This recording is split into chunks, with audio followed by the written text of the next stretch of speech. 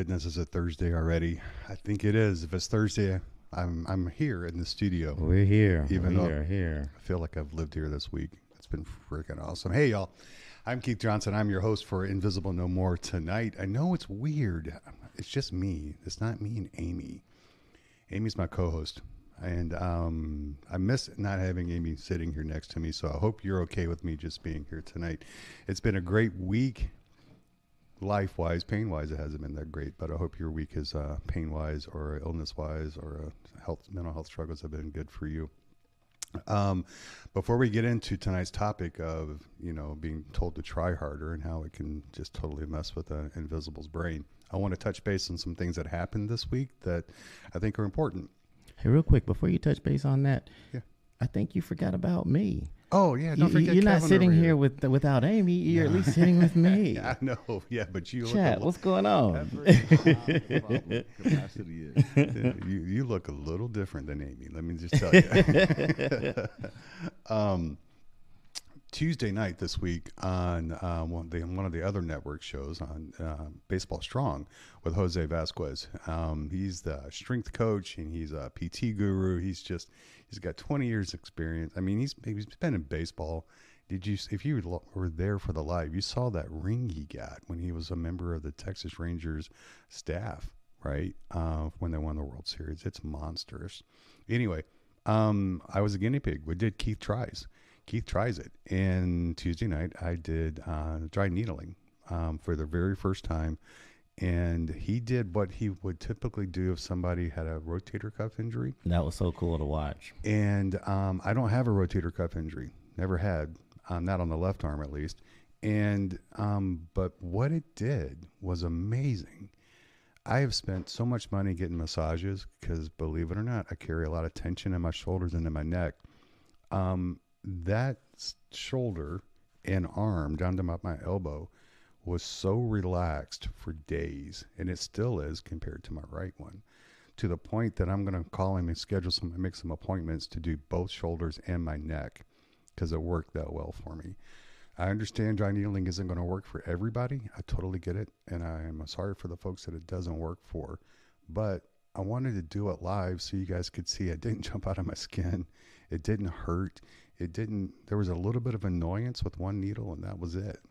And for 15 minutes worth of time to get that kind of relief, it was worth it.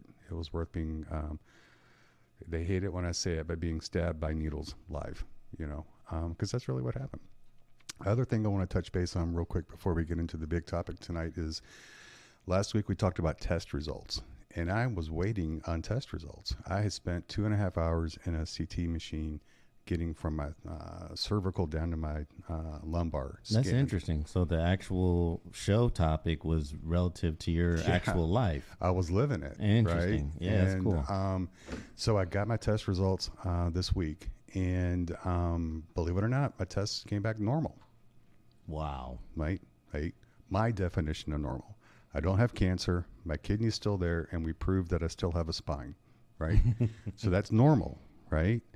Now, to somebody who is classified as normal, they don't have any diagnosis or anything, they would probably freak out because of the damage that's in my cervical, my thoracic, and my lumbar. Mm-hmm. But I was fortunate, and we talked about the testing and how it's weird that we hope for terrible things. So not because we want to be sick, but we want to be able to justify the pain that we have. Yeah, validation goes a long way. Validation, right? And so when Doc was going down the list of the reports, he's like, okay, let's start with cervical. I'm like, well, C6, C7, I have a cage. They kept the original disc. They wanted a cage 5 and 6, but they wouldn't do it. And he's like, well, I'm looking at this report. You do have major issues of 5 and 6. I'm like, well, there you go. He's like, he goes, all right, now thoracic. I go, radiculopathy across my chest. When I lay flat, I can only take half breaths because it hurts so much. And he's like, right there, T5, T6. T5 is where your issue is. He's like, because it's T5, we traditionally say it's like the nipple area across your chest. Mm-hmm. And I'm like, that's it, dude. Both sides. It feels like a heart attack when I have it.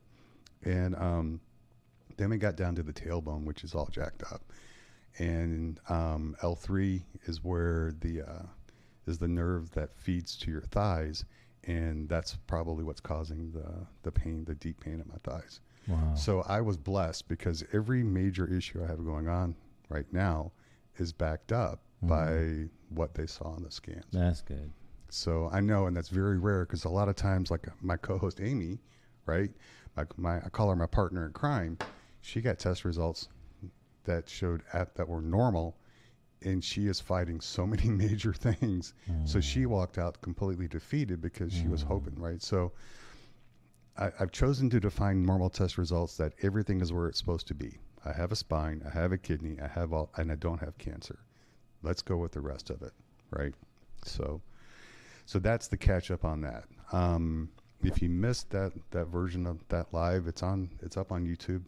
The recording is, and I really tried hard during that live to make sure everybody was seen, and they knew they weren't alone in that. That was a very difficult live for me to do because I was waiting for test results, and I knew Amy had gotten those test results, and it was really tough. But I think it's really personable, and I think everybody will find something they can relate to in that video. So tonight we're talking about when a doctor, a care team, a specialist, a nurse, a PA walks in because they've had you on a plan and you're not meeting their goals, and they just look at you and go, you need to be trying harder. This all started with the basic idea for the week. Dr. Leak put together this great program, and he calls it a belief that's violated. Basically, I had to Google it too, y'all. Basically, what a belief violated means is it's a common belief that we're going to violate, that we're going to go out against. So what we're going against is motivation is the missing ingredient. Right. Because so many family members, friends, doctors, spouses, partners, if you try harder, you're going to feel better. Right. You need to be motivated. Right. So we're going to break that myth. We're going to violate it by saying trying harder often worsens chronic pain, because it does. It really does. And as we get into this, and all week long, if you've been watching some of the lives, you've heard two terms quite often. First would be effort, and the second is capacity.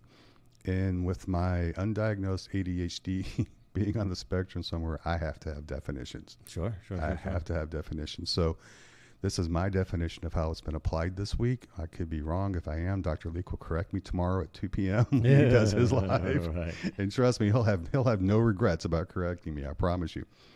But for me, effort is defined how hard you're trying, your willpower, and your motivation to push. Effort, how hard you're trying, your willpower, and your motivation to push.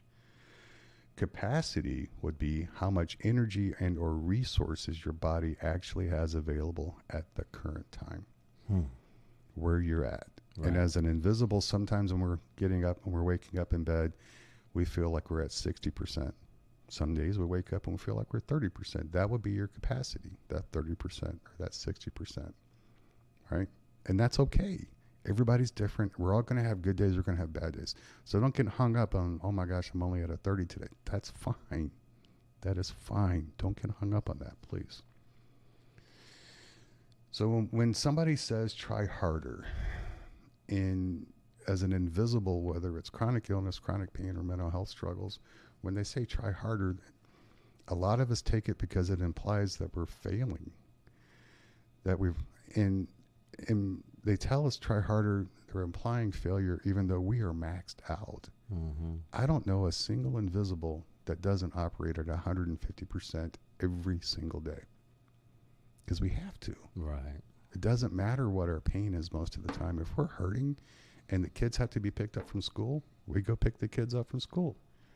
If we're struggling with major depression or bipolar issues or having us all wigged out, when we don't have groceries, we have to go to the grocery store.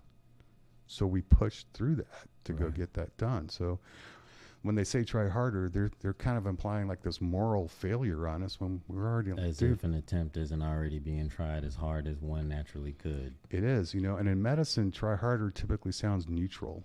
It's like encouraging, when in reality, what we're seeing it is when they try to tell us to try harder, it's like you're not improving. And so we feel like we're doing something wrong. Right.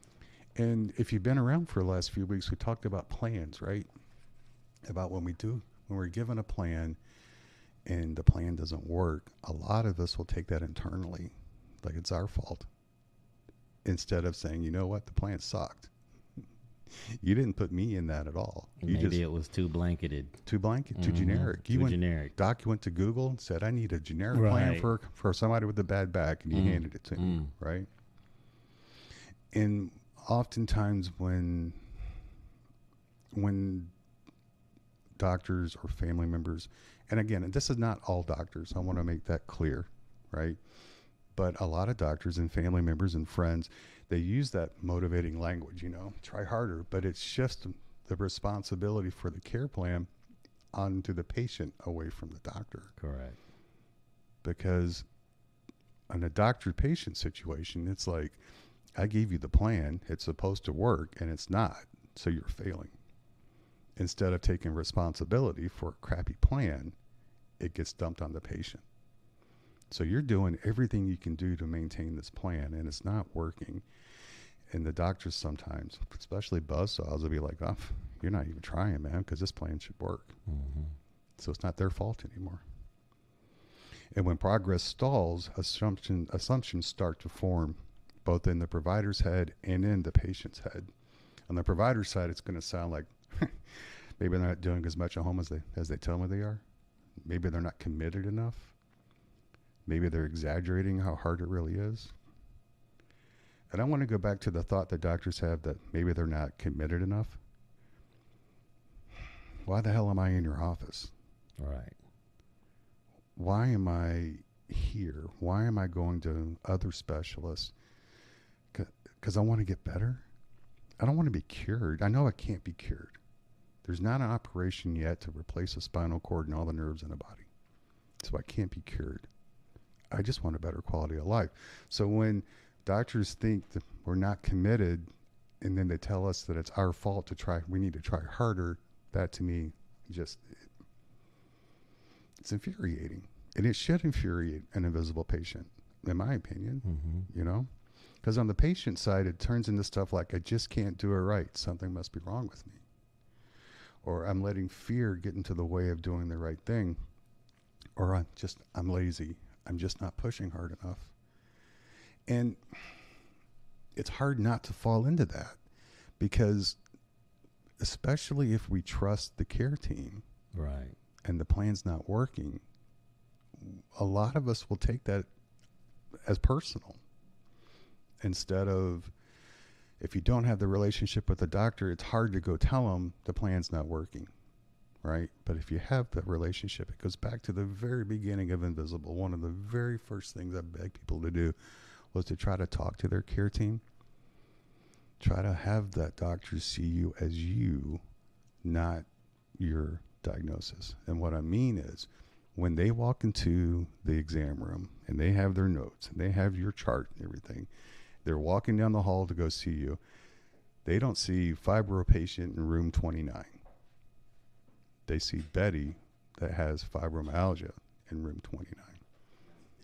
That's a huge difference. That's a massive difference, because if they see you when they walk in as fibromyalgia in room 29, that's what they're going to focus on. But if you've been able to have conversations with your doctor and they see you as Betty with fibro and they walk in, they know that Betty's married.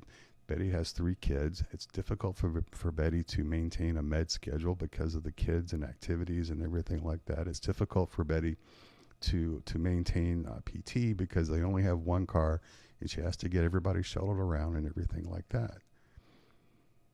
So when you have that relationship, the plans are probably going to work a little bit better.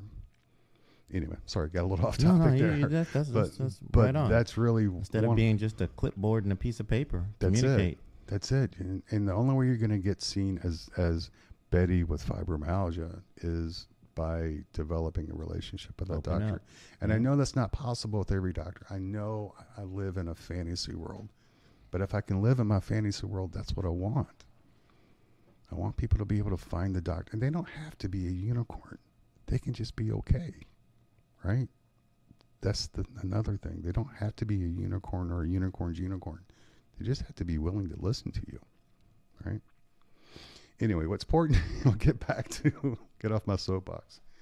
What's important to understand is that when progress stalls, those assumptions the doctor makes are more about the limits of the care model than the effort of the patient. Hmm.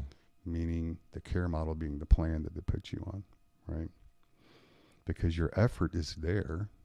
It's just, it doesn't matter how much effort you have if the plan is wrong. The problem here is that many chronic pain patients are already at their limit when they hear this from their care team. So when your care team says, push harder, you're already pushing harder.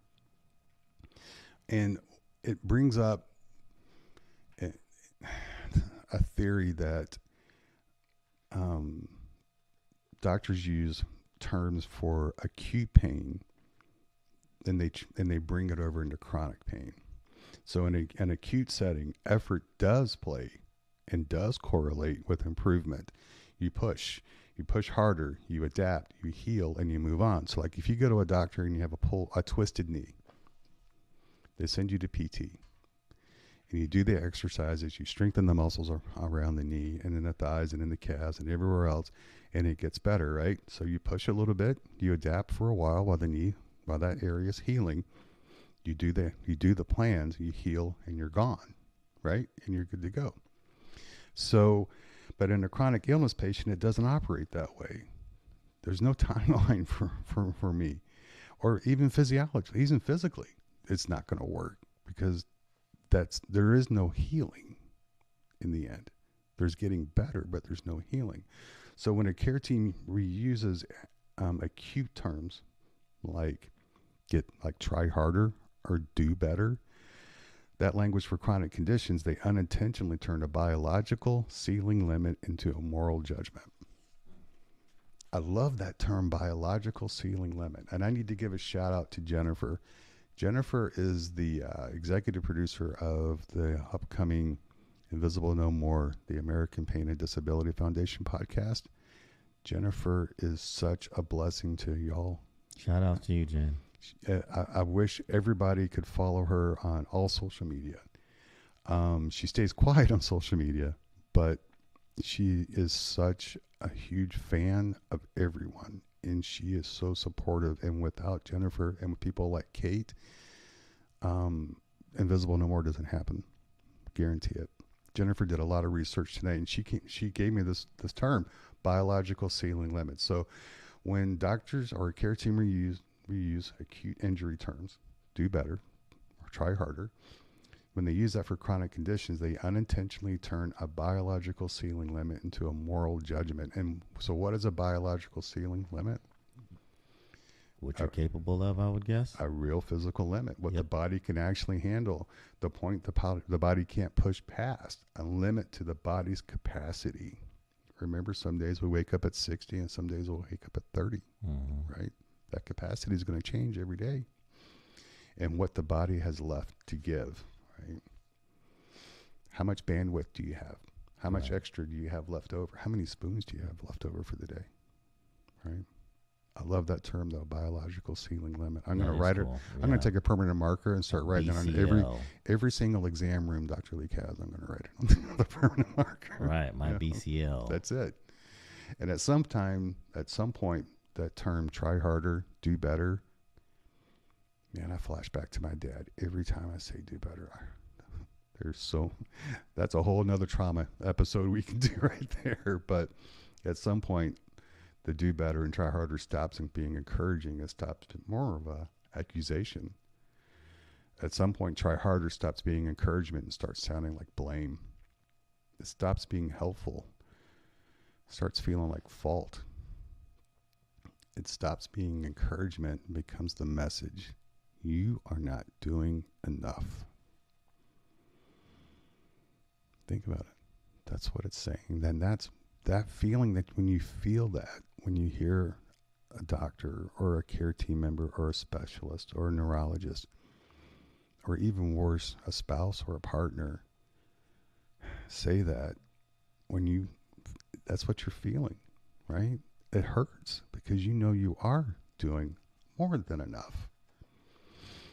because you're already at 150% just to function, to take care of the kids, to take care of the dog, to do laundry, to take a shower some days, right? In my opinion, we need to redefine and reframe the term effort with chronic illness, because most people only see what gets done. They don't see the cost to the body to do it. Right. That's invisible, right? Everybody that's a member of this crappy club, Invisible, we live that. Most people only see what gets done. They don't see the cost to get it done. That's why we call it Invisible No More, right? That's why we have to share our stories and get our stories out there and be vocal and talk to our doctors and try to build that relationship to make change. We have to be able to sit down with our partner, with our spouse, when they're calm, right? Not when you've been fighting. I wouldn't recommend that. When you're calm and say, listen, I know you hate the fact I take these meds. I don't like taking them either. But if you don't want me in bed fighting my depression and with the lights off 24 hours a day, we need for me to be on these meds. Or if you don't want me to have POTS flares, or if you don't want me to be not doing things because I'm hurting, you need to have that conversation with that intimate circle. Because we've talked before we get our diagnosis, our friend circle is here, right? But as we live, it gets smaller. And so we need to get across to our partners and our spouses that simple words like try harder hurt, because we're giving it. I think I've told the story before, but if I haven't, there was a guy that I talked with. I sent him my phone number, and one day he called out of the blue, and he was in tears because his wife kept saying, "You don't need those meds. You're addicted." And he was like, "Man," he's like, "I can't do X, Y, Z without my meds." Because she was like, "Just try harder," you know. So what it looks like from the outside, it can look like low effort or disengagement. Like, you only work part-time. You need to be working full-time. Why aren't you working full-time? Or you cancel plans or leave early, or you don't look sick. God, how many times have somebody said that to you? You look fine. What's wrong? You ain't got no problems with you. I think one of the best ones I ever had was somebody said, because I was honest. I'm like, dude, my depression is kicking my ass. I cannot get past it. And then dude just looked at him. He's like, man, just get over it. And I'm like, if I could have gotten over it, man, I'd have left that in the dust a long time ago. Internally, you guys know all this stuff. You're dealing with pain throughout the day. You're rationing or limiting your energy just to get through the basic task of life. Evelyn, the other night, I guess it was Dr. Leek, she talked about our spoons, right? She did a great job, too, She did an excellent job explaining the spoon theory. And how many spoons do I have today, and where am I going to spend them? Right? So it's not effort. It's not that I don't want to spend 10,000 spoons today. I would love to. It's capacity. How many spoons do I have to spend? That's what we fight. It's paying a real physical cost for anything that looks normal on the outside. And here's the big one. I'm guilty of it. I tried last week on the live when we were talking about test, and I got the first comment that I got on WhatsApp from a really good friend was, "You were through the roof in pain, weren't you?" Here I am thinking I'm masking like a mofo and nobody can see it. And this person saw right through it. So the last one is suppressing symptoms just to function socially. Wow. How many masks do you go through a day? And so when doctors are saying try harder, and I'm like, dude, I'm burning through 50 masks every hour just to look normal so I don't lose it. That's a really good question. How many masks does one wear in a day? Yeah. I'm sure many of us have tons that we don't talk about. Oh, for an invisible? We got tons of them, man. Oh, yeah. Oh, yeah. Amazing. It's crazy how many masks we have to go through sometimes. I've got masks now that I'm thinking about it. Yeah. Yeah. I think when you had times to flip the narrative, for many chronic pain patients, the issue was an effort, right? is that we've been operating at 150% for a long time. And a lot of people with chronic pain, we're not under trying. The last thing we're doing is under trying. We want to have a better quality of life. We're going to kick ass and take names to do whatever we have to do to get a better quality of life. There is no under trying. There is nobody that's harder on themselves than an invisible when they're struggling to get out of bed, but they force themselves out of bed. There's nobody on the planet. I don't care if it's Schwarzenegger when he was all buffed out. I don't care if it's some motivational speaker. There's nobody that works harder and shows more effort than that invisible that is struggling to get out of bed that day. Because you've been living at that limit for forever. So when somebody says try harder, it's a kick in the gut. I'll keep it family rated. It's not about people trying hard enough. It's about bodies that have been running without a buffer. I call it bandwidth. Sometimes it's my mental health. It's my depression that I don't have the mental bandwidth to take on any more tasks. And I shut down. I turn my phone off. Or my phone goes right to do not disturb, right? I don't do social media. I'll do like boring documentaries on YouTube just to clear my mind because I don't have the bandwidth to take anything on. I don't have that buffer anymore. And all of us invisibles have been giving everything we have. And when we give everything we have, we overextend and we get fatigued. And then what happens is we start flaring. Our mental health comes back strong and it kicks our butt. Our POTS comes on and you find yourself taking a ice shower at 3 o'clock in the morning to try to regulate your body. Or you're laying there in bed with the legs screaming because you overdid it. It's not a motivation problem. It's a maxed out problem. And we fight it when when doctors or family members or care teams say, try harder. You can't fix capacity by demanding more effort. There's no way in hell you can do that.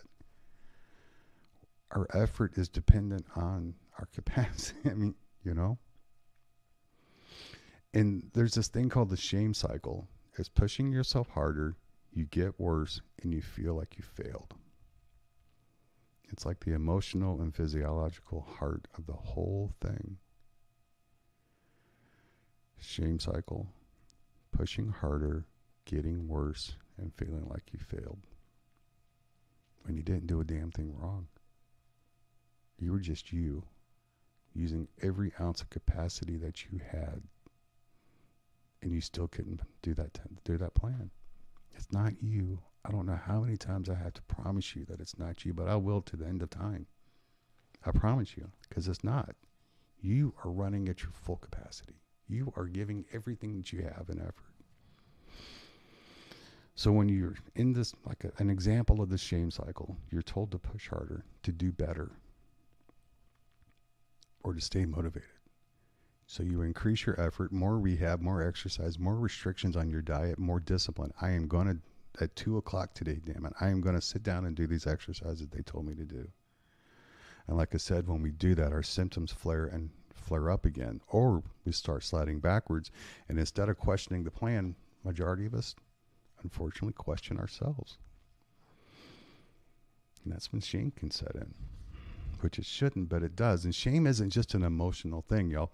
It affects so many things. It affects the nervous system. It tricks and teaches the nervous system to be constantly on. It increases our stress level. It disrupts sleep. And as an invisible, a lot of us don't sleep at all normal hours anyway. We take sleep whenever our body crashes. We take it. We want to sleep at night, but we find ourselves up at 3 o'clock in the morning because our legs are on fire, or we're in an ice shower for our POTS, or we're doing something that normal people would think are crazy. Right? It worsens inflammation, and it reinforces something called hypervigilance around your diagnosis. Because what happens is as you're focusing on this plan, the center of the plan is your diagnosis. So your brain focuses on your diagnosis. And you get hypervigilant, which again triggers the nervous system, and which feeds into it and feeds into it and feeds into it. So the harder we try, the worse we feel. And the worse we feel drives that feeling of failing. Right. And that's the trap. That's where trap we fall into. And I know this sounds depressing, but there is hope, y'all. I promise you. But you know, if effort alone worked, the most compliant patients would be the ones recovering. But in chronic illnesses, we're the ones getting worse. If effort alone worked, we wouldn't have a problem on the planet as an invisible person. Because I damn well guarantee you don't go make that appointment with that specialist. I got a message from Amy. She had like 6 doctor's appointments in 1 week. You don't do that unless you're trying to be better. Right. You want that better quality of life. So you put yourself through those appointments, right? So effort doesn't mean, I mean, being compliant, it just drives me crazy that it's such a beautiful sentence. If effort alone worked, the most compliant patients would be the one recovering. But in chronic illness, we're the ones that deteriorate the fastest. And going back to the acute terminology of trying harder erases the difference between acute and chronic. Medicine's built around acute models: injury, reset, rehab, right? Then you return to your baseline. You get hurt, you rest, you go to rehab, and then you get back to where you were. Or you get sick and you go to the doctor, they put you in antibiotics, treatment, resolution, you're back to your baseline. That's all acute. But these models don't work with chronic patients, with invisibles. Chronic individuals we don't follow these linear movement curves. We fluctuate, right? I believe, and tell me in the comments if I'm wrong, but I believe that as an invisible, our diagnoses respond to so many different things: to stress, to sleep, to nutrition, to environment. And environment, I don't mean just is it hot outside? Is it, because you know, for me, like extreme temperatures, like hot or cold, will throw me into a flare. My nerves will get lit up like Christmas trees. Or if it's raining and the barometer drops or it goes through the roof, that impacts my nerves as well. But environment also means, where do you live? What's going on at home? How are things between you and your partner? Is there stress there? Is there extra things going on there that is putting more stress on you? Like, worst case scenario, you're a parent and you're an invisible and your kid gets sick and is in ICU. You're spending all your spoons on your child, right? But when you spend your spoons on your child, you've got none left for you to take care of you, so your issues start flaring up. Acute injuries may a little bit fluctuate with that, but not like a chronic, not a chronic illness or pain or a mental health struggle. Ours are more, I feel, reactive to our living environment than an acute injury. And again, if I'm wrong, Dr. Lee could correct me on Friday, guaranteed.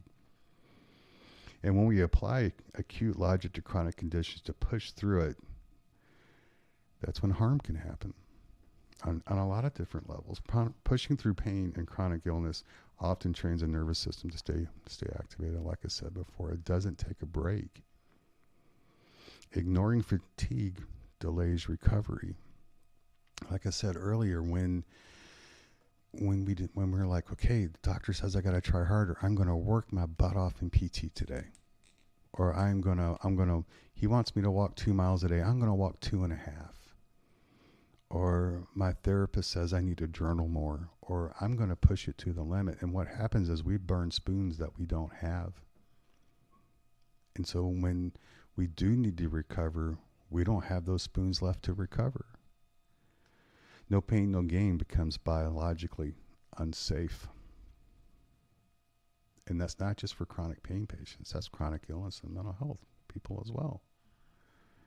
When we push ourselves too far as an invisible, something is going to break eventually. Guarantee it. And it's unfortunate. I'm not the only one that's experienced it. I know others that have lived that, all because we want to get better. So, to kind of wrap all this stuff up, I love how Dr. Leak typically, and how Katie especially, Katie has like action plans at the end of her stuff, right? Oh yeah, she set up like a grid. Yeah, she sets it up, man. She's planned. She's a professional, right? She has an like a degree thing after, she has letters after her name, right? Right. Mm-hmm. I don't have that, so you ain't getting that from me. What you're going to get is a question instead. Okay. So if motivation isn't the problem and pushing harder makes things worse, the question becomes, what should change first?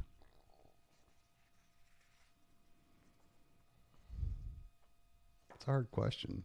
I have an answer. I want to see what the chat says. Yeah. Let's give them, 30 seconds. I'm just curious. Ask that question one more time. I like that. If motivation isn't the problem and pushing harder makes things worse, the real question becomes, what should change first? So what do y'all think? Get my computer fired up here and see if anybody has any comments.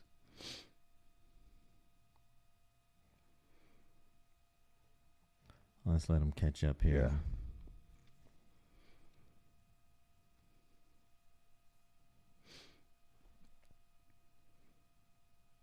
Moderation. Judy says moderation. That's good. That is good. Now, just me being, off to the side, I would have guessed maybe the plan needing tweaking. That's a good answer too. I don't think there's a right answer. So I mean, right. I think everybody can have a different answer. That's why I was curious to see. Correct. Kate says setting realistic goals and breaking that into tiny goals. Oh yeah. Right. That's a good one too. If motivation isn't the problem and pushing harder makes things worse, the question should. Yeah. Okay. That's the question. Thank you. I guess that's Evelyn as Eclipse tonight, or is that Doc? Judy says moderation, balancing has been my best friend. Forky says change your mindset and quit comparing, living for your own goals. I love that. Forky. I also like earlier that unfortunately effort does not equal results. No. Remember, effort is how hard you're trying, your willpower, your motivation. I guarantee you that any chronic pain patient, anybody fighting a chronic illness, or anybody that goes and sees somebody for help with mental health struggles, there's going to be effort there. Oh, yeah. Because they want to find ways to have a better quality of life. They're tired of living. We're tired of living so restricted that we go see these specialists. We do the tests. We do, Dr. Leak joked the other day because I had told him that if he said that I needed to go stand in the corner facing southwest on my left leg for 2 hours and that would help my pain, I would go do it. Right. Because we're at the point, a lot of us are where I'm at, the Velcro approach. Doc, throw it against the wall, man. If it sticks, we're going to stick with it. If it falls on the floor, we're throwing it away. We're going to try something else. So it's not the effort. It's not the willpower, right? It's not the motivation. That's the problem. Judy said moderation includes the plan. That's right. Amy says small steps is what works for me. I'm going to go back to, my answer. So if motivation isn't the problem and pushing harder makes things worse, the real question becomes, what should change first? And I'm going to sound like a broken record. You ready? Can you guess what I'm going to say? Excuse me. Communication with your team. Communication with your team. I guessed it right. That's it. No way. That's it. That's what needs to change first. If at all possible. And trust me, I get that in some cases, in a lot of cases, that's not possible.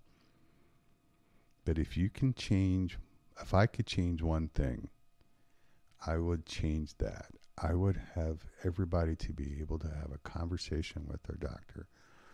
My dream would be that every invisible sits in an exam room, and when the doctor comes in, they see Betty. They don't see fibromyalgia when they walk in. They see Betty with fibro. That would be my dream.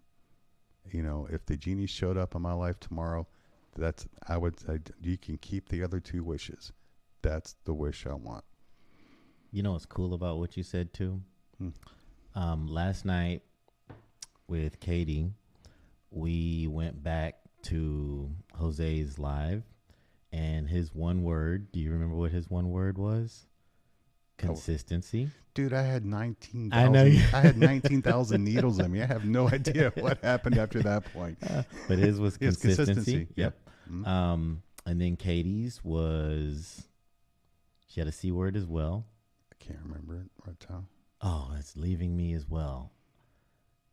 Chat. Does anyone in the chat remember last night's C word from Katie? We're failing. I was more impressed last night with Katie when she was like, you handed her that sausage egg thing from did you notice how she was holding it? And Katie, if you're watching, I love you, and I do, and I respect the bejeebies out of you, but you were holding these things yesterday like that sandwich, and then you picked up like I don't know, the Takis. You were holding it like you're going to get contaminated by the package. It was so awesome to see. You were they so just laid delicate it in the with chat too. So the other C word, capacity. Capacity. Right. And then today's C word, the conversation. Yeah. Communication. Communication. That's really good. Yeah. That's really good. By the way, y'all, if you will type communication in the chat, that would help us. We're trying to get YouTube to where YouTube likes us, and so we're having to do all these little tricks and little tips and stuff. So if more than one person types in communication, and then YouTube's algorithm picks up that we say communication on the video, for some reason YouTube likes that, and they think that's a good thing, and they help push us out. And we've seen some examples where some of our shorts and some of our stuff have been placed next to videos that have massive views, so it's working. And we really want to continue past the 12 weeks, but we got to have YouTube start recognizing us. Well All right, said. that's my push. Well said. I guess I'm going to push. If you would, close the chat out, go back to the very front page and hit the little thumbs up button, because if Dr. Leak has more thumbs up than me, he'll make sure to rub it in. And trust me, I got enough grief. I don't need more grief. They'll stick more needles in me. Now, some of you might like needles stuck in me. I mean, it was okay, but I don't want to. Keith tries it is amazing. Yeah. So I want to go back to what I said at the beginning, the definitions of effort and capacity. Mm-hmm.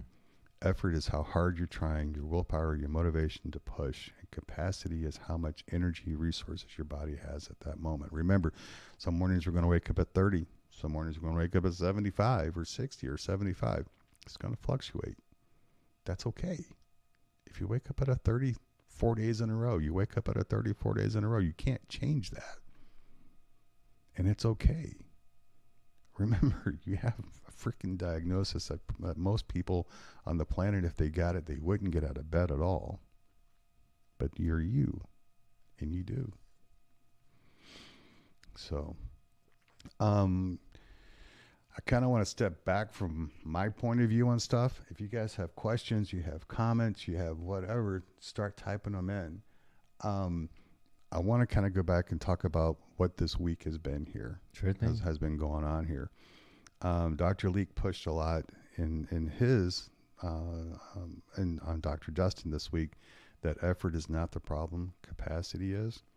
And when I was talking with Jose Tuesday night, I think you have a clip of Jose saying the same thing. Sure did. So it's not just me. This guy has letters after his name, right? He has a World Series ring. So don't just take it from me, right? See if we can get that pulled up.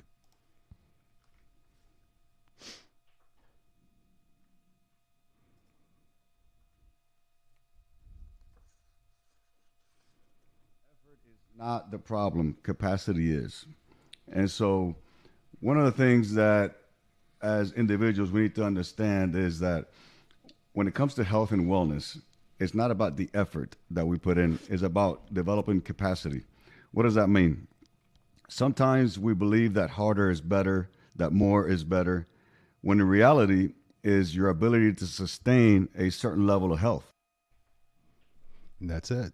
And he's a professional. He's paid to have letters after his name. So you have Dr. Leak say effort is not the problem, capacity is. You have Jose saying effort is not the problem, capacity is. And then you had Katie last night, and she says something to the effect, what do I have the capacity to do today to help me reach my goals tomorrow? Right. Right? So when doctors are saying try harder, we need to find ways to push back politely, show grace. Remember, grace gets us further than yelling at our doctor. Say, look, dude, it's not my effort that's lacking, it's the capacity. We need to change this plan to a better, so it better fits my capacity. You have this set up for somebody whose capacity is consistently 75 or more. You know me. Mine goes 30 to 50 to 70 to 60 and all over the place. We need to adjust that, right? So I guess that's my thing. When we have doctors or we have family members or we have people that care about us say try harder, do better, or like that guy who said, his wife said, you don't need those meds. We have to find ways to have a conversation. Obviously, having that conversation with your care team is different than having it with your partner. But both of those conversations, because that's two ends of a spectrum almost, need to start calm and need to stay calm. We don't need to come into it, being mad at your spouse because they forgot to get the trash can out for the trash day, right? That's not a good time to have it. When the World Series is going on or the Olympic gold medals are going on, and they're distracted, that's not the time to have it. We need to find ways not to only have the communication with our care team, but with the people that are in our circle to let them know where we're at. Because if not, we're going to continue to hear, do better, try harder. You don't need those meds, right?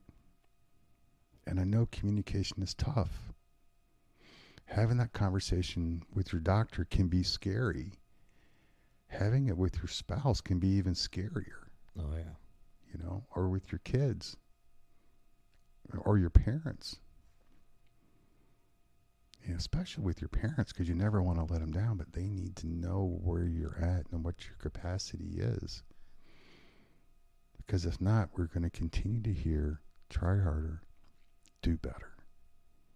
And it's going to continue to make us feel, whether we want to or not, that we're letting somebody down because we're not trying hard enough. When what's really happening inside of our bodies is we are pushing harder than we need to be just to maintain our baseline where we're at. So, I want to finish this with, like I said, Jennifer and Kate are great. They do so much work. And this is part of what I was sent. I'm going to read it straight off the card so I don't screw it up because I love it. On the network this week, we reiterated that consistency beats perfection. Doing something every day. Functional goals expand possibilities.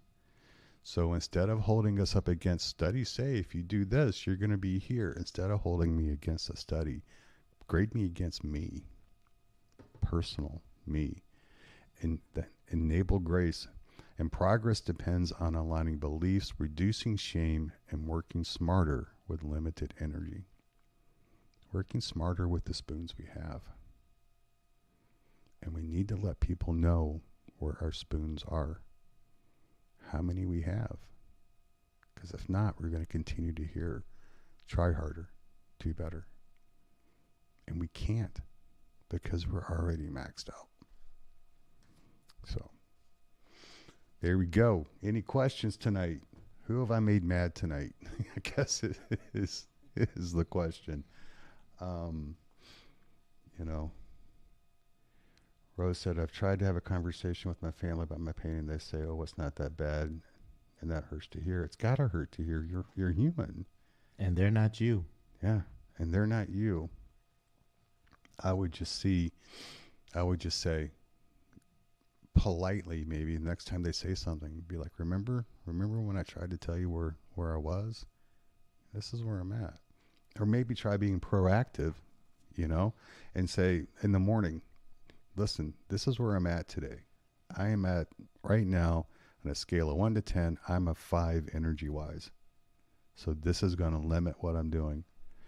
What I try to practice, especially in my household, is when I am hurting or my depression has me really bad, either one, my fuse is extremely short. I get angry at the drop of a hat. And so when I know I'm hurting or I know my depression is getting bad, I will tell whoever is in my closest circle, whoever's around me, listen, today's a really bad day. I'm having a lot of pain. So if I snap, you need to point it out to me that I'm snapping, and don't take it personal. Right. Because it's not you. It's just where I'm at. So maybe try being proactive and say, hey, this is where I'm at. If I yell at you today, you may be thinking you probably deserve it, but if I yell at you today, it's probably not me yelling at you. It's my pain coming out because my fuse is gone. You know, something I really like about this network and these shows as well. I'm seeing a developed language that's coming forth that assists in expressing and communicating, not just with your doctor, but with the general public or the visibles, for how things are going for you and where your capacity sits and lies and how you've actually been giving effort or not, from what they might be thinking. So I really like that part of this whole series. Yeah. And I think if possible, if we can let people know where we're at, I think that's a good thing. Mm-hmm. Because open and honest, right? It's like with a care team, you got, besides ACE scores, you really got to be open and honest if you're gonna get better, have better quality of life, to get better care, right? So, Erica says, I've told my dad for over 15 years that pain's getting treated. As a woman, it's awful. His wife just had surgery for bladder cancer, got no pain meds. He called the vent and said, I've tried to tell you. Y'all, if only makes sense when you're living it yourself. Happens, man. Right. We did a thing on TikTok called the Bias Project. Like if you're on TikTok, if you search hashtag and type in Bias Project, all in one word, some of those videos will come up, and it was focused on the inequality in healthcare, men versus women. And what's even crazier, blew my mind in all these studies I read, is that when it comes to getting bad healthcare for ladies, it's actually female healthcare providers that provide it worse to ladies than men. No way. They compare it like one of the studies. I talked about this lady who had a female doctor, and she's like, your pain can't be that bad. You've given birth. That's the worst pain on the planet. So you can't be a 10 right now. And I've given birth, so I know what it's like. So yeah, you're standing. You can't be a 10. And just completely discredited her and blew her off. Yeah. As if you can't have 10s everywhere else. Yeah. In another form. Right. Yeah. So there's a really good study if you, on TikTok or Instagram, if you go to my homepage there, the link tree, click on that. The first one gets you here. Scroll down and you'll see a link to a summary that's called, the study was called The Girl Who Cried Pain. You know, we'll throw it in the description too, or pin it to the comments. Yeah. And it's a summary of of the study, which is a lot longer. I didn't post the whole study because it's that long. I just posted the summary. But it talks about, the percentages of how women get worse health care, especially in the emergency room, especially for pain. Ladies get blown off a lot more than men do. If a guy walks in, I guess the logic in some of the studies logic says that men don't go to the doctor when they're sick. So when they show up in the ER in pain, they get believed more. And that's just so jacked up. The bias is real. So I was total. gonna say real quick, Judy, you be careful there. She What's says she she's doing? gonna try it. She just hired 3 female doctors. There you go. I hope you break the cycle. Mm-hmm. I hope, because that's been proven. Um, Side note to surgery, y'all, if you're having any surgery done, make sure you have those pain meds for recovery before they put you under. Don't rely on the surgeon saying, "Oh yeah, we'll get you. I'll take care of your pain." Don't rely on that. Don't rely on the hospital providing all that stuff. No, no. Make sure you have not the prescription, but the pain meds for your recovery before they put you under. There's been too many times, like Rose's dad's friend or wife, or I missed which one it was, or not Rose, it was Erica, right? There have been too many times and too many stories of people saying, my doc said he's going to take care of my pain after surgery, and then they give them Tylenol or they give them Tramadol, and it doesn't help. So get the scripts in your hand, get the meds in your hand for recovery before they put you under. And it's up to you. I mean, the surgery is your decision, but I'm not going to let them cut on me until I get my meds. Right. Because I trust my current care team, right? So maybe, but in a general sense, no.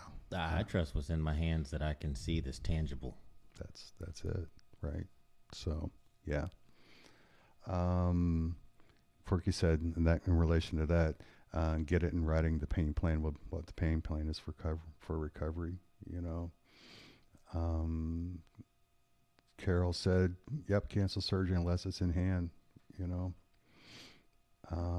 Judy likes her female nurse practitioner better than the old doctors. Hey, I'm hoping, Judy, you know, I'm in your corner, you know, about that. I want them to be better. Boot Scooter says, I have a female pain doctor. She doesn't listen as well as my regular doctor. Where are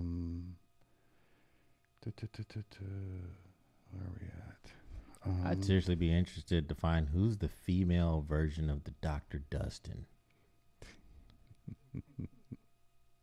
Dude, be rare. Dr. Dustin's pretty rare to start with. Somebody said that when I was talking about warning people about being in pain, Forky says that's called being pangry. Yeah. Yeah, and that's like hangry. You know, it's true. It is true. My pain, and when I'm hurting, the dog. Normally, if I go lay down in bed, the dogs are in bed and they're laying on top of me. But if I'm on a lot of pain, they look at me as I go in the bedroom and they walk the other way. Wow. I mean, I don't beat my dogs, trust me. No, but they understand. But they understand. Yeah, now, if yeah, I'm yeah. hurting and I'm just hurting and I'm not angry, yeah, they'll be in bed. They'll be licking me, trying to get me to, you know, they do all that love and stuff like they do. But if they sense that I'm in pain, they know to give you some space. they give me space, That's man. what's up. And then trust me, do not abuse my dogs. We've rescued 17 last chance dogs. We've rescued deaf dogs, blind dogs. One dog was a deaf and blind dog. Wow. We take all these guys that nobody will take, right? You guys know. In fact, I still need to go shopping. You must have a nice yard. No, we don't. We're only down to 2 now, unfortunately. And we're Okay, I was probably about going to say, I can only imagine. and I think we're going to lose down. The most we've had at one time was 7. That's still you. So, God bless you. but yeah, man. I mean, people know from TikTok, know my opinion of dogs, right? Like animal shelters, they're put away from people, just like They and are. they're They just are. like invisibles are. The longest dog I ever owned, she was a rescue. In fact, she was going to be put under 3 days after I picked her up, and I kept her for 12 years. Yeah, well, Yep. they're treated like invisibles are, man. Yep. Out of sight, out of mind. Yep. You know, so yeah. Anyway, that kind of got in the weeds. Sorry about that. Carol said, if anybody finds a female Dr. Dustin, I'll move there. You know, Forky, where is Dr. Meredith Brooks? That would help. Texas is a big state. Look at all the people that type communication. Thank you. I was I seeing appreciate that. Right, you know? right. Eclipse Pain Network, something we have been discussing, taking this conversation to a dozen or so baby doctors at the med school. Let us know if you would like to see that happen. Please let us know. Please, please, please. I will do back. No, I can't do backflips. I'll pay somebody else to do backflips if you guys will let Doc know that. Could you imagine getting up to present to a room full of baby docs the patient's point of view? Because you guys know it's not taught. It's not taught in med school. It's not. That's not the point. The point is to teach, to treat, and help, right? The point is to teach, don't write opioids as well. Could you imagine, though, getting a chance to present this shame? What can happen when they can just casually say you need to try harder, and how that can negatively and just crush you? Being able to get that message to them. What they do with it, you can't decide. But if you could impact one baby doc, imagine. Or pick a topic. We could tell them to talk about ACE scores, right? Or we could talk about how we're not med seeking when we get second opinions, right? When we go talk to interview other doctors. There's so many myriad of things. So please, please let them know you want invisible taken in front of a room of baby docs, and then put in the comments what you think we should talk about. What you think the number, if you could tell a baby doc one thing that's going into pain management, what would it be? Because that's the hard part. Great question. There's so many topics, One can but we only have like affect so many. 30 minutes, Yep. right? Yep. To make an impact. So we can't talk about 50 different things. It's going to have to be one. So what is that one idea that you want to get across? I mean, right now, top of my head, I'm saying I'm human. I'm human.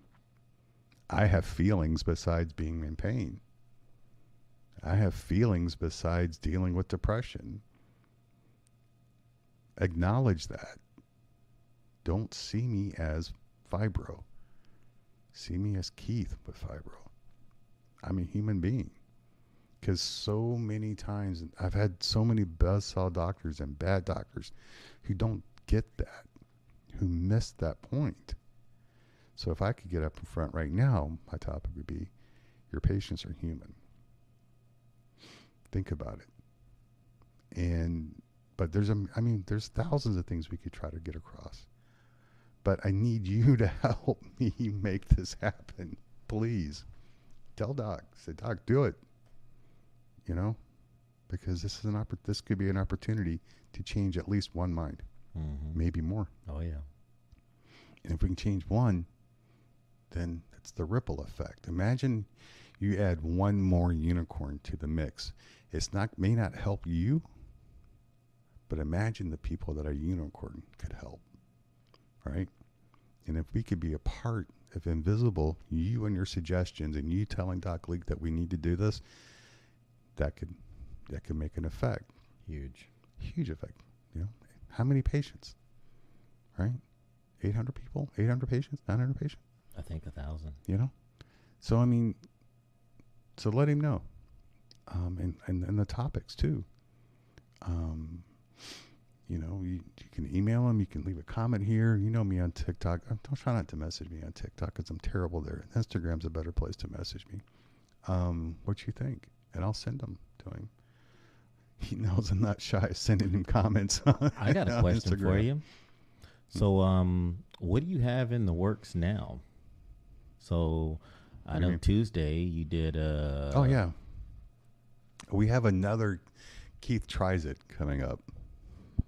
Tell us about it. Nutrition evaluation. All right. Part of the reason that I did the needles on Tuesday with Jose was to show everybody that it's not bad. Jose said several times, take the mystique out of things, right? People, I'm deathly afraid of needles. I didn't pass out because they didn't show them to me. I had a little minor discomfort with one. The rest I couldn't even feel. So, in talking, I'm gonna talk with Kate on nutrition and thrive on Wednesday night, next Wednesday. And the scariest part, I think, about seeing a nutritionist for me will be having to tell them what I actually eat. So we're going to take the mystique out of that. Starting tomorrow, I'm using an app that will go directly to Kate's office computer system I'll be scanning barcodes saying how much of this I'm eating, how much of this I'm drinking. I'm drinking 8 bottles of Diet Coke a day plus 4 Gatorades a day, whatever it is, right? And then next Wednesday, well, she's going to get Friday, Saturday, Sunday, and Monday at least of what I'm putting in my body. Then next Wednesday, live in front of you guys, God and country and the world, we're going to go through what I ate, what her recommendations might be for me, and I'm scared to death. I am, because it's not only me talking to a doctor and sharing that kind of information, how bad I eat. It's sharing it with everybody, man. Right. It's sharing it with everybody. But I want to see this whole idea. I like the transparency, though. Well, the whole idea is, for number one, I've never been referred to a nutritionist before, to a dietitian by a pain doctor or a regular doctor. So I didn't even know that really could be a thing. So as the more I thought about it before we started doing these weeklies is, could this help? What could it do for me? Is it going to change my nerves? What is it going to do? But the more I think about it, if I can get my nutrition better, maybe the rest of my body feels better. Or maybe mentally I'll be in a better spot. Maybe I'll have more energy. What's it going to hurt? How many stupid human tricks has a chronic pain patient or a chronic person with a chronic diagnosis done? We've all done stupid human tricks to try to feel better. Right? We've all, if you're a chronic pain patient, then you've been around for a while, chances are you've had a steroid injection so you can get your pain meds, right? It's a stupid human trick. We shouldn't have to do that. But anyway, back to Katie. I want this information, and I want y'all to see the scary part, because that to me is the scary part, sharing what I have, what I actually put in my body. You guys are going to truly find out how many frozen burritos I eat in a day, and you're going to be shocked. I worry about Katie. Somebody needs to reach out to her husband and her kids and say, listen, when she gets home, you better have that bathtub full of hot water. It better have bubbles in it. You better have her favorite drink in there. You better have the candles lit in it. And everybody goes to bed and is quiet until she comes out. Because once she sees what I put in my body, I think it's going to impact her, not in a positive way. I'm scared. You'll be fine. No, I'll be fine. I'm worried about the psychological trauma she's going to get when she sees the garbage I put in my body. Well, like they say in here, I mean, what you're getting is medical gold, and you're being able to share it with the entire community. Yeah, I mean, but I want to share it because I want people to see. I want to take the fear out of it. Mm-hmm. I want people, because I don't think maybe I've led a sheltered life with these doctors, but nobody's never thought about sending me to a dietitian. And maybe that's an avenue for us. And again, it may not fix my nerve damage. What I would love, a dream for me would be to put better nutrients in my body so that when I have a flare and the flare is over, my body already has the nutrients it needs to recover from that flare. That would be a goal for me in the end, if possible. To have the extra vitamins, to have the extra right fats, to have all that kind of stuff. That would be a goal. And if that's realistic, I don't know. We'll find out Wednesday, right? Oh yeah. But at worst case, if it changes my attitude, if it gives me more energy, if it makes the rest of me feel better, that's right. That's what we do, right? A pill is not a plan. We have to do extra things on top of it so we can increase our quality of life. For me, that might be I'm going to be doing dry needling, and when I talk with Katie, I may end up going to her clinic afterwards, right? Because I want to do whatever I can do to have a better quality of life, besides take pills, because I hate taking pills. Let's make function goals normal. That's it. That's it. Well, good show tonight, Keith. Oh, no, make it. Well, man, I can't let you leave yet. Okay. Does anybody have victories tonight? Oh, yeah. Does anybody How can we have a not victory? get those? Let's close out with some victories. A victory, please. This old man could use a victory, because it's been a week. It's been a week and a half. It's been my haircut. That's not a victory. That's funny as shit. That's funny, though. Our granddaughter just locked me outside. Well, at least you know your granddaughter's safe, It's David says, as a smoker, that's where they always go. Hurting the act. Rose agrees. Rose hates taking pills too. I'm glad I'm not only one. Carol, I had an ortho that charged me insurance for nutrition appointment each and every visit, but not with me. It was fraud. Oh my God. Oh, I love this one, Kate. I kicked sepsis ass. good job. No, dude. The story behind that, it took how many ERs before they finally got you diagnosed? I mean, she almost died. Wow. 104 temperature for days. Days. Great to have you, Kate. Kate is a rock star. Well, Erica, hopefully they'll let you back in. Is anybody else? Hey, anybody get a shower this week? An extra shower this week? That would be good. Judy said, I had a deep muscle massage and a lymphatic drainage today. Gave me an extra 20 minutes. Nice. So, man, I would kill for a deep muscle massage. But I'm going to go back and talk with and hook up with. Sometimes I'd kill for the extra 20 minutes. Yeah, exactly. Amy said, I had an appointment every day this week and made it to all of them. That is awesome. That is working a full-time job. Dude, being sick. That's rocking out. Being sick is a full-time gig, man. Yes, it is. It is a full-time gig and a half. And you're doing it with your capacity in the trash. Mm-hmm. Mm. Right? Think about it. Mhm. You got to make all those appointments, be alert, answer questions, be able to have conversations with your doctors. All of that when you're at 30. Your capacity is at 30 out of 100. Right. It's not easy, man. It's not easy, So, well, thank you for the victors we got tonight. Kate pulling through the sepsis was freaking fantastic and huge. Rose went shopping today. That's awesome. Yeah. That is so Getting awesome. out the house, it was 75 degrees Yeah, it today. was beautiful today, man. Well, I don't know if she's in Texas, but if you're in Well, Texas, in- it was great weather. Judy said that extra 20 minutes free. That saved her $25. That's $25 that you can go to my link tree to. No, go to my Cash App and just send that to me. Natasha, I made it home. New grandbaby, broken tailbone, still working. Oh my God. Keep working. Keep working. Erica, order all the stuff for my youngest son's wedding reception in March. There you go. Ordering's the fun part. It's the paying for that's not the fun part, but congratulations on getting that. That is cool. Judy, didn't you just have a wedding? Judy, if I remember right, you were like the officiant at the wedding too. So, Judy's got a lot of hats. Judy she has been to the ringer with some bad doctors, and she's finally getting hooked up. Judy's another rock star. It takes people to understand when we say that, as you put it, visibles don't get it. They don't get what it takes to be sick. They truly don't get it. How many times I've heard, you get to sit at home and watch TV all day instead of working. Dude, I'd rather be in an old semi truck driving on bumpy roads in Louisiana making my money than sitting here on the sofa right now. Mm-hmm. I'd give anything to be able to do it. I wouldn't last 30 minutes in a semi truck on those roads with my back bouncing up and down like that. Wouldn't happen. Wouldn't happen at all. But yeah. If my back was better and I could do that, I'd be doing that in a heartbeat. And, I'm going to throw this out there because as many of you can see, if you look across the room, well, there would be 2 other chairs. So maybe we should have Judy on live one day. We need to have Judy. I need to have Amy on live one day.